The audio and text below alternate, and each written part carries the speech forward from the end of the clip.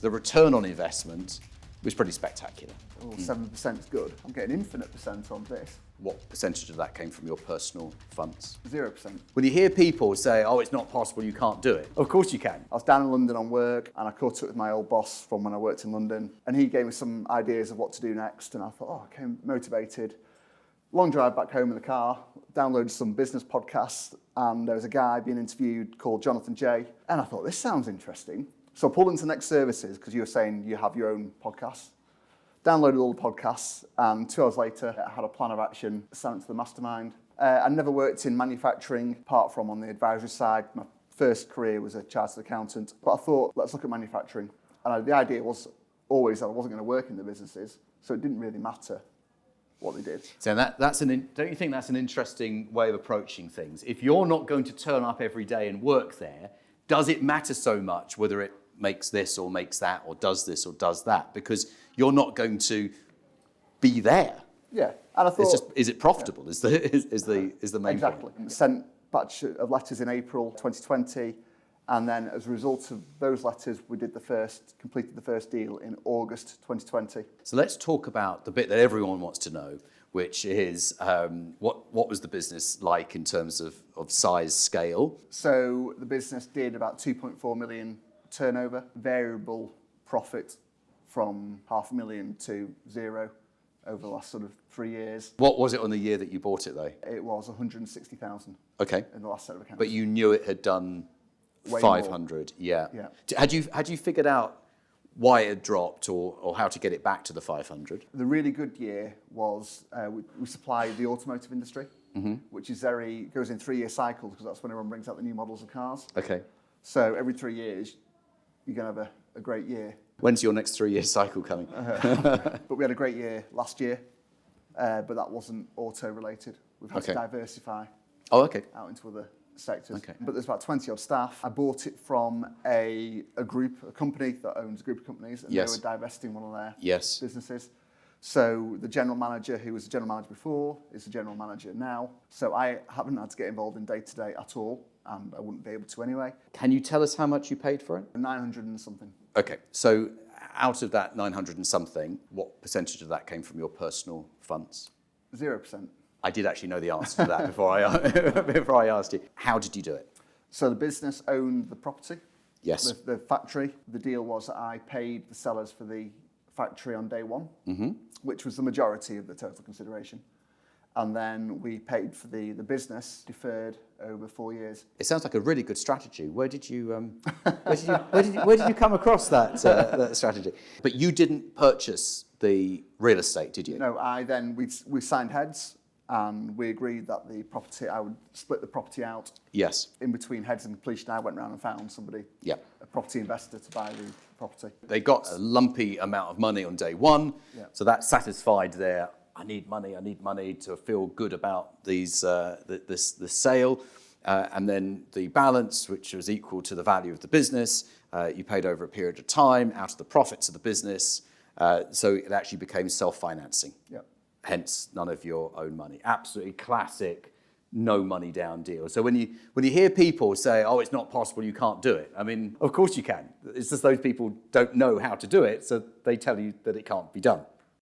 Buying a business is just so rewarding, and I put together a free training showing you exactly how I do it. If you look in the video description below this video, there is a link. You click the link, you're taken through to the training, watch the training, and I'll show you exactly how to buy a business successfully. But this comes back to one of the points you made earlier. That business was too small. Oh, interesting. Yeah. Okay. In terms of 10 staff, 900k turnover. Right. So we've upset one customer, and that is a big proportion of your revenue. I'm spending all my time on this when I don't make any money out of it, and it's a pain in the backside. It was too small, and I've got an interesting story, but a couple of months ago, I got a phone call off Jim on Monday morning. Jim's the previous owner? No, Jim was the guy who was running it for me. Oh, Jim, okay, yep. He sat down. You know, we run a work lottery syndicate. Okay. I was like, I don't know. I don't remember, but go on then. He said, well, we won the jackpot on Saturday night, and they won £1 million between 8 of them who are in the syndicate. I think I know what's going to happen next. And I'm thinking, are there any staff left? Yeah. He said, don't worry, we've just done a straw poll and everybody's staying. Right. We might just struggle to get them to work overtime from now on. And I thought, well, great for you guys, brilliant. Where does that leave me? And since that moment, I think everybody's eyes went off the ball. Yeah. And the business performance started to tank. I've got to say, Danny, when I say you never know what's around the corner, I mean, I always use the pandemic. You know, who thought a worldwide pandemic? But I've got to say, winning the lottery beats that. So avoid businesses that have lottery syndicates.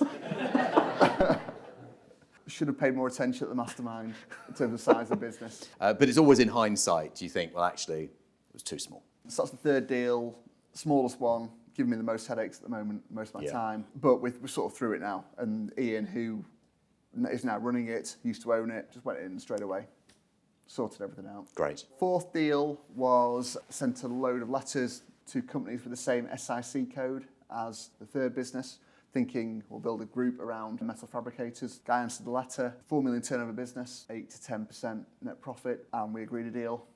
And that was property in there. And we're going through the accounts and we get to other debtors, like £1 million.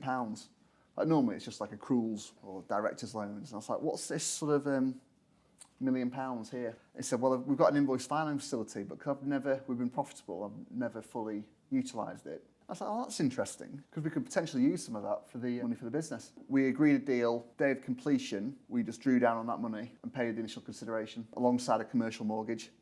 And then the balance was deferred over 6 years. Basically, the finance to buy was already there. Finance was already there. I rang up I said, can you put me in touch with the relationship manager at HSBC? So you didn't have to go through all the... KYC and all yeah, that stuff. exactly, yeah. The relationship manager said, oh, I used to be the bank manager for that company. I said, oh, that's convenient. I said, look, here's the deal structure we've agreed. Will that work from your perspective? And he said, yep, that's fine. Day before completion, he said, oh, there's a problem with how the funds flow from the mortgage, and there's a timing issue because the seller won't want to take on that debt until the business is sold. He goes, but don't worry, I've got a workaround. There's enough money in the sales ledger to cover off that, and day after completion, we'll transfer the mortgage in, so you've got working capital. Okay. Then, so the bank manager had solved the problem for me. When buying a business, you need a great lawyer on your team. So why not use mine? His name is John Andrews, and his details are on the screen. Across these 4 businesses, did you at any point put personal funds into any of them? Absolutely not, no. Okay. What's the group revenue size at the moment? 8 million. Are you working on about, 8%, did you say? Yeah. So it's making like 500 plus, 600? About 800 grand last year. So in terms of, you can see where I'm going with this. In terms of your investment, the return on investment was pretty spectacular. Yeah, people always we talk about property before. Yeah. And they talk about the yields and 7% is good. I think, well, I'm getting infinite percent on this. That's a great phrase, actually, infinite percent. I've done a couple of other deals. I have a 30% shareholding in a wholesale business in Manchester. This is someone I wrote a letter to 3-4 years ago. I got back in touch and said, you're still thinking about selling. His was an EIS investment, and he said, look, I need to sell a proportion of it. Will you buy it? You don't have to pay anything. There's cash in the business to buy it. I just need to sell it for tax efficiency. So I said, yeah, sounds right to me. I've got 30% of that business for no money down.